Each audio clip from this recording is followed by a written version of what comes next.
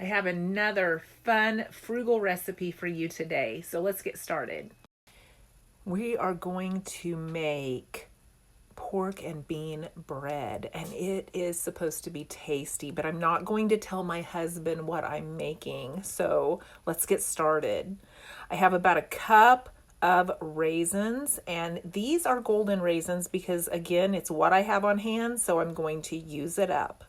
And then we're going to boil a couple of cups of water, and then when it's done boiling, we're just going to throw those raisins in and let it sit with the burner off and just let them fluff. I have 1 can of pork and beans, and you can use the off-brand, it doesn't matter. And for this recipe, I am taking any chunks of pork I see in there, but there isn't always any in there, so it doesn't look like there is for me, so I'm just going to mash them with a fork. So I've mashed up the beans, and now we're going to add 2 cups of sugar and a cup of vegetable oil. We're also going to add a teaspoon of vanilla, and we're going to mix in 3 beaten eggs.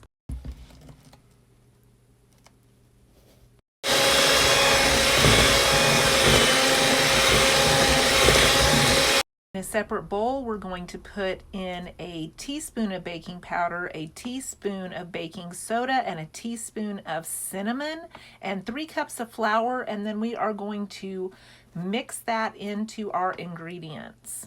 And again, we are using Bob's Red Mill 1-to-1 gluten-free flour because we're gluten-free in this household, but you can use regular all-purpose flour.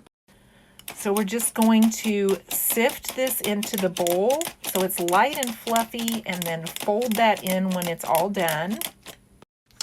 So we're just going to carefully fold in that fluffy flour mixture. And then when we're done folding that in, we're going to add our raisins and fold in the raisins. And there's our batter, and we're going to add it to our greased loaf pans. So this one actually makes 3 loaves, and we're going to bake it at 325. So our loaf cakes are done, and they smell so good, like sweetbreads. So we're going to cut a piece and have my husband try it. Okay, so we're going to have my husband try this recipe from the Depression era.